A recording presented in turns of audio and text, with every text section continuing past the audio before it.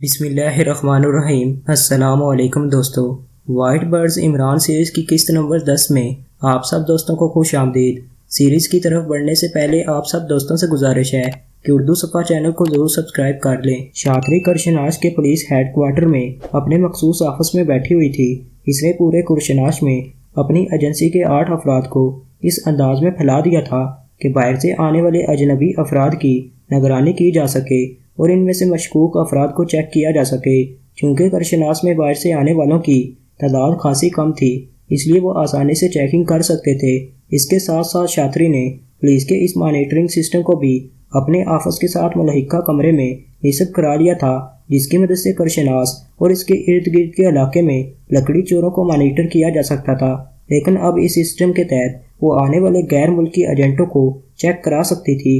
اس کے ساتھ ساتھ اس نے لیبارٹری کے انچارج ڈاکٹر گوپال سے بھی رابطہ رکھا ہوا تھا اور انہیں کہہ دیا تھا کہ معمولی سے معمولی بات بھی اس تک پہنچائی جائے۔ کرشناش میں موجود ایئر فورس کے اڈے پر بھی اس کے حکم پر ریڈ الرٹ کر دیا گیا تھا اور اس پورے علاقے میں ہیلی کاپٹروں کی انتہائی سختی سے چیکنگ کی جا رہی تھی۔ یہ تمام انتظامات کرنے کے بعد شاطری اپنے آفس میں اطمینان بھرے انداز میں بیٹھی ہوئی تھی کہ سامنے پڑے ہوئے فون کی گھنٹی بج اٹھی تو اس نے ہاتھ بڑھا کر ریسیور اٹھا لیا۔ یس، شاطری نے انتہائی سخت لہجے میں کہا، چقندر بول رہا ہوں مدام، ایک ناپالی کو چیک کیا گیا ہے، وہ یہاں لیبارٹری کے انتظامات کے بارے میں معلومات حاصل کرتا پھر رہا ہے، اس کے بارے میں کیا حکم ہے؟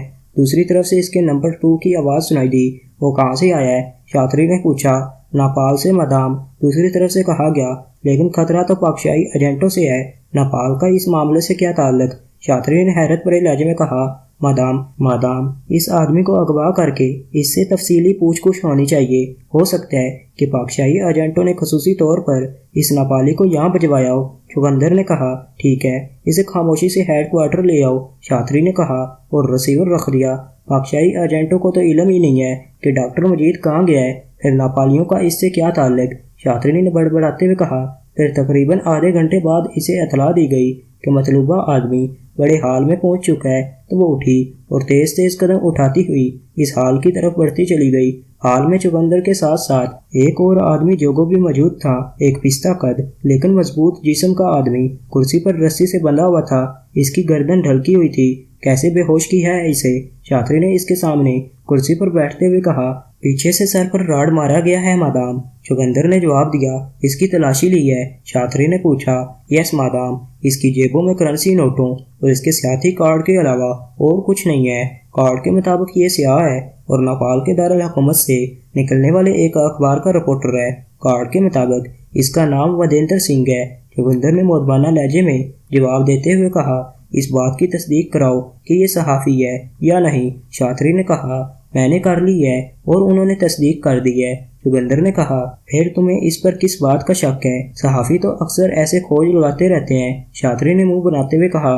مادام، اس نے ایک ہوٹل کے ویٹر کو خاصی بڑی رقم دے کر اس سے پوچھا کہ یہاں لیبارٹری کہاں ہے اور اس لیبارٹری کی حفاظت کے لیے کیا انتظامات ہیں۔ ویٹر نے اسے بتایا کہ یہ معلومات اسے یہاں کے ایک کاروباری ادارے سنگھ سپلائزر سے مل سکتی ہے، کیونکہ سنگھ سپلائزر نہ صرف ایئر فورس اڈے بلکہ پولیس ہیڈ کوارٹر کو بھی شراب اور ایسی ہی دوسری ضرورت کی چیزیں سپلائی کرتے ہیں۔ اور اسی ویٹر نے اسے بتایا کہ اس کا بھائی اس ادارے میں طویل عرصے تک کام کرتا رہا ہے اور ان دنوں وہ دارالحکومت میں رہتا ہے، جس پر یہ آدمی اس ادارے میں گیا اور اس نے وہاں بھی بھاری رقم دے کر ایک کلرک سے معلومات حاصل کرنے کی کوشش کی۔ اس کلرک نے اسے رات کو ایک کلب میں ملنے کا وعدہ کیا، اس لیے ہم کنفرم ہو گئے کہ یہ ہمارے خلاف کام کر رہا ہے۔ چقندر نے پوری تفصیل بتاتے ہوئے کہا۔ ٹھیک ہے، اسے ہوش میں لاؤ، شاطری نے کہا تو چقندر نے ساتھ کھڑے جوگو کو اشارہ کیا اور اس نے آگے بڑھ کر ایک ہاتھ سے اس آدمی کے بال پکڑ کر اس کا ڈلکا ہوا سر اوپر اٹھایا اور دوسرے ہاتھ سے اس کے چہرے پر زوردار تھپڑ مارنے شروع کر دیے۔ تیسرے یا چوتھے چپڑ پر اس آدمی نے چیختے ہوئے آنکھیں کھول دی تو جوگو اسے چھوڑ کر پیچھے ہٹ گیا۔ اس آدمی نے ہوش میں آتے ہی لاشعوری طور پر اٹھنے کی کوشش کی، لیکن رسی سے بندھے ہونے کی وجہ سے وہ صرف کسمسا کر ہی رہ گیا۔ یہ کیا مطلب؟ یہ میں کہاں ہوں؟ تم کون ہو؟ اس آدمی نے پوری طرح ہوش میں آتے ہی سامنے بیٹھی ہوئی شاطری کو اور اس کے ساتھ بیٹھے ہوئے چقندر اور ساتھ کھڑے ہوئے جوگو کو دیکھتے ہوئے حیرت بھرے لہجے میں کہا، تمہارا نام ونیدر ہے؟ شاطری نے کہا، ہاں، مگر یہ سب کیا ہے؟ ونیدر نے حیران ہوتے ہوئے کہا، تم یہاں لیبارٹری اور اس کے حفاظتی انتظامات کے بارے میں معلومات حاصل کرتے پھر رہے تھے۔ تم نے ایک ہوٹل کے ویٹر کو رقم دے کر اس سے معلومات حاصل کی اور پھر سپلائی دینے والے ایک ادارے کے کلرک کو بھاری رقم دی۔ شاتری نے کہا، ہاں تم درست کہہ رہی ہو، ونیدر نے جواب دیا۔ تو شاتری کے ساتھ ساتھ یوگندر بھی اس کا جواب سن کر بے اختیار چونک پڑا۔ ان دونوں کے چہروں پر حیرت کے تاثرات ابھر آئے تھے۔ شاید یہ جواب ان کی توقع کے خلاف تھا، کیوں جبکہ قانون کے مطابق ایسا کرنا جرم ہے۔ شاتری نے ہونٹ چباتے ہوئے کہا، میں نے یہ سب کچھ اپنے اخبار کے فیچر میں چھاپنا ہے۔ مجھے میرے ایڈیٹر نے یہ ٹاسک دیا تھا۔ میں نے ایڈیٹر سے کہا تھا کہ یہ جرم ہے تو اس نے کہا کہ یہ جرم نہیں کیونکہ یہ اوپن لیبارٹری ہے، اور یہ کہا کہ اگر کچھ ہوا تو وہ سنبھال لے گا۔ ونیدر نے جواب دیتے ہوئے کہا، کیا نام ہے تمہارے ایڈیٹر کا؟ شاتری نے پوچھا۔ وکرم۔ ونیدر نے فوراً ہی جواب دیتے ہوئے کہا، ونیدر تم نیپالی ہو اور نیپال اور کافرستان کے درمیان انتہائی گہرے دوستانہ تعلقات ہیں، جبکہ پاکشیا اور نیپال کے درمیان ایسے گہرے تعلقات نہیں ہیں۔ اسی لا محلہ تمہیں کافرستان کے مقابل پاکشیا سے ہمدردی نہیں ہو سکتی۔ اس لیے اگر تمہیں بھاری رقم دی جائے، اتنی بھاری کہ تمہاری آئندہ زندگی عیش و عشرت میں گزر سکے، تو کیا تم سچ بولنے پر تیار ہو؟ اور یہ بھی بتا دوں کہ تم اس وقت ایک ایجنسی کی توہین میں ہو، اس لیے اگر ہم چاہیں تو تمہاری لاش بھی باہر نہیں جا سکے گی۔ یہاں تمہیں ہلاک کر کے تمہاری لاش برقی بھٹی میں ڈال دی جائے گی، اور اس کے بعد کسی کو معلوم نہ ہو سکے گا کہ تم کہاں گئے اور تمہارے ساتھ کیا ہوا۔ ایسی صورت میں تمہارا ایڈیٹر بھی تمہارے لیے کچھ نہ کر سکے گا، اس لیے سوچ سمجھ کر جواب دو۔ شاتری نے اچانک سنجیدہ لہجے میں کہا۔ تو ونیدر حیرت بھرے انداز میں شاتری کو دیکھنے لگا۔ کیا تم درست کہہ رہی ہو؟ چند لوگوں بعد ونیدر نے بڑے سنجیدہ لہجے میں کہا، آئیے عمران صاحب، سب آپ کے منتظر ہیں۔ سلام کے بعد صفدر نے کہا، عمران صاحب مشن کیا ہے؟ صفدر نے پوچھا۔ وہی تمہارا خطبہ نکاح یاد کرنے کا، اور بھلا کیا ہو سکتا ہے؟ عمران نے کہا۔ عمران صاحب آپ پہلے اس مشن کے بارے میں تفصیل بتا دیں کہ اس مشن میں 2 ٹیموں کی کیا ضرورت ہے، صفدر نے کہا۔ تو عمران نے شروع سے لے کر آخر تک ساری تفصیلات بتا دیں۔ تو آپ نے جوانا کے ذمہ یہ مشن کیوں لگایا ہے؟ صفدر نے ہونٹ چباتے ہوئے کہا، میں نے نہیں، تمہارے چیف نے لگایا ہے۔ میں نے پہلے ہی تمہیں بتایا ہے کہ جوانا نے جوزف کے ذریعے چیف کو درخواست کی اور چیف نے اس کی درخواست مان لی۔ عمران نے جواب دیتے ہوئے کہا، یہ کیسے ہو سکتا ہے کہ چیف سیکرٹ سروس پر ان کو ترجیح دے؟ نہیں، یہ غلط ہے، اس طرح سیکرٹ سروس کی حق تلفی ہوگی۔ میں بات کرتی ہوں چیف سے، جولیا نے کہا، اور اس کے ساتھ ہی اس نے ہاتھ بڑھا کر فون کا ریسیور اٹھا لیا۔ مس جولیا، جب چیف نے فیصلہ کیا ہے تو آپ کیوں اس پر اعتراض کر رہی ہیں؟ مجھے یقین ہے کہ عمران صاحب نے ان کی سفارش کی ہوگی، صفدر نے کہا، اور مجھے معلوم ہے کہ عمران نے ایسا دانستن کیا ہے تاکہ سیکرٹ سروس کو ختم کیا جائے اور یہ اپنے شاگرد ٹائیگر جوانا اور جوزف کے ساتھ مل کر مشن مکمل کیا کرے۔ خاموش بیٹھے ہوئے تنویر نے رسیلے لہجے میں کہا۔ تو جولیا نے اس بات میں سر ہلاتے ہوئے ریسیور اٹھایا اور نمبر پریس کرنے شروع کر دیے۔ آخر میں اس نے لوڈر کا بٹن بھی پریس کر دیا۔ X2 رابطہ قائم ہوتے ہی دوسری طرف سے مخصوص آواز سنائی دی، جولیا بول رہی ہوں باز۔ عمران نے بتایا کہ اس مشن پر اصل کام جوانا، جوزف اور ٹائیگر کریں گے، اور سیکرٹ سروس صرف اس نئی ایجنسی کو الجھانے کا کام کرے گی۔ آپ پلیز سیکرٹ سروس پر اعتماد کریں، ہم اس مشن کو عمران کے ساتھیوں سے زیادہ اچھے انداز میں مکمل کر سکتے ہیں۔ جولیا نے مؤدبانہ لہجے میں کہا، وہ لوگ اپنے انداز میں تم سے علیحدہ کام کریں گے، تمہارا اور ان کا کوئی رابطہ نہیں ہوگا۔ تم عمران کی سرگردگی میں کام کرو گی جبکہ وہ جوانا کی سرگردگی میں کام کریں گے، اور میرے سامنے مشن کی اہمیت ہوتی ہے، شخصیات کی نہیں، اس لیے اس انداز میں مت سوچا کرو، ورنہ تم جانتی ہو کہ سیکرٹ سروس کسی بھی لمحے زندہ زمین میں دفن کی جا سکتی ہے۔ دوسری طرف سے انتہائی سخت لہجے میں جواب دیا گیا، اور اس کے ساتھ ہی رابطہ ختم ہو گیا۔ تو جولیا نے ہونٹ پھینچ لیے اور ڈھیلے ہاتھوں سے ریسیور رکھ دیا۔ اس کے چہرے پر گہرے کرب کے تاثرات ابھر آئے تھے۔ باقی سب ساتھی بھی ہونٹ پیچھے ہوئے خاموش بیٹھے ہوئے تھے۔ تم لوگوں کو پریشان ہونے کی ضرورت نہیں، میں جوانا اور اس کے ساتھیوں کو روک دیتا ہوں، عمران نے کہا۔ اس کی ضرورت نہیں عمران صاحب، چیف نے آخر کچھ سوچ کر ہی انہیں اس مشن پر جانے کی اجازت دی ہوگی۔ ہم خواہ مخواہ جذباتی ہو رہے ہیں، جبکہ مقصد تو مشن کی تکمیل ہے۔ جس طرح بھی ہو، عمران نے مدبرانہ لہجے میں کہا، چیف نے جس انداز میں دھمکی دی ہے اس سے ظاہر ہوتا ہے کہ اب ہمیں کوچ کرانے کا عمران کا مکمل پلان ہو چکا ہے۔ آج یہ ٹیم اس مشن پر کام کرے گی، کل اور مشن پر بھی کام کرے گی، اور ہم فارغ۔ تنویر نے منہ بناتے ہوئے کہا، عمران صاحب مس جولیا کی بات درست ہے، چیف نے صرف اپنی انا کی وجہ سے انکار کر دی ہے، ورنہ پاکشیا سیکرٹ سروس کے ساتھ دوسری ٹیم کو مشن پر بھیجنا سیکرٹ سروس کی حق تلفی ہے۔ البتہ یہ ہو سکتا ہے کہ آپ انہیں بھی ہمارے ساتھ رکھیں، ہم سب مل کر کام کر سکتے ہیں، کیپٹن شکیل نے کہا۔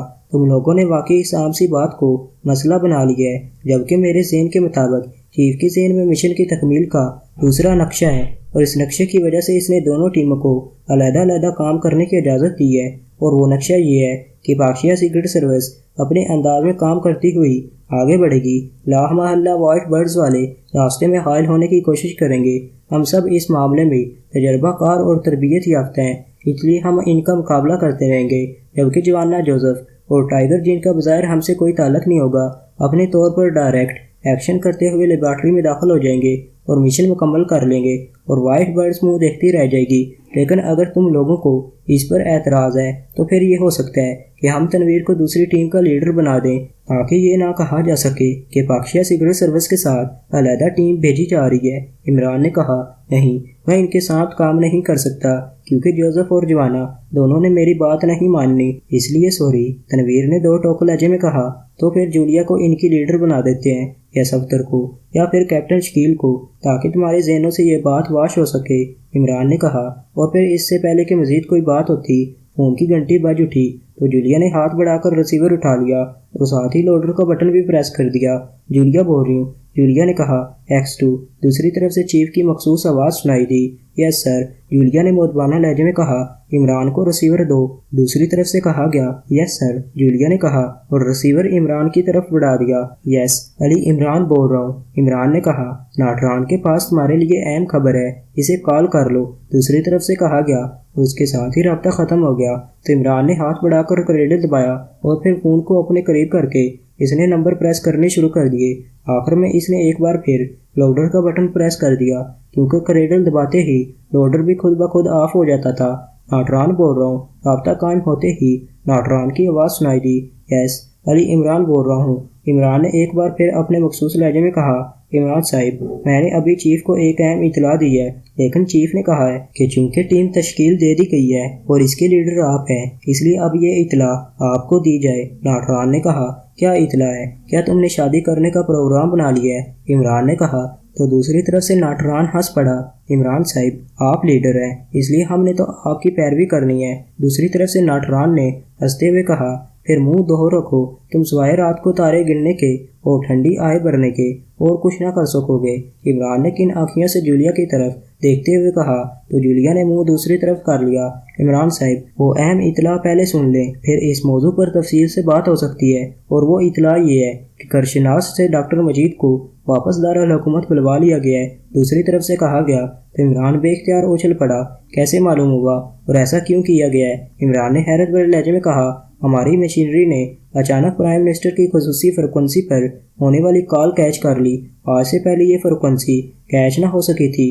ہو سکتا ہے کہ پرائم منسٹر صاحب نے کوئی غلط بٹن پریس کر دیا ہو، یا ڈاکٹر مجید سے کوئی غلطی ہو گئی ہو۔ بہرحال یہ کال کیچ ہو گئی تھی، ہم نے اسے ٹیپ کر لیا۔ آپ اگر سننا چاہیں تو میں ٹیپ آپ کو سنوا سکتا ہوں۔ ناٹران نے کہا، پہلے ویسے ہی بتا دو، پھر ضرورت ہوئی تو ٹیپ بھی سن لوں گا۔ عمران نے کہا، عمران صاحب، ڈاکٹر مجید نے پرائم منسٹر صاحب سے بات کرتے ہوئے انہیں بتایا کہ کرشناس لیبارٹری چونکہ پلورگ نامی لکڑی کے جنگل میں واقع ہے، اس لیے یہاں پلورگ کے ایسے اثرات فضا میں موجود ہیں کہ اگر ان کی موجودگی میں ناٹران نے تفصیل بتاتے ہوئے کہا، کافرستان میں ایک نئی ایجنسی بنائی گئی ہے اور یہ ایجنسی پرائم منسٹر نے بنائی ہے۔ اس ایجنسی کی چیف ایک عورت ہے جس کا نام شاتری ہے۔ ایجنسی کا نام وائٹ برڈز ہے اور اس ایجنسی کو کرشناس میں اس لیبارٹری کے تحفظ کے لیے بھجوایا گیا تھا۔ اب لا محالہ اسے بھی واپس بلوا لیا گیا ہوگا۔ تم اس بارے میں تفصیلات معلوم کراؤ۔ عمران نے کہا، ٹھیک ہے عمران صاحب، میں اس پر کام کرنا شروع کر دیتا ہوں۔ ناٹران نے کہا، ڈاکٹر مجید کو اب جہاں بھی بھیجا جائے تم نے وہاں کے بارے میں بھی رپورٹ دینی ہے، اس کے بعد ہی ٹیم مشن پر کام شروع کرے گی۔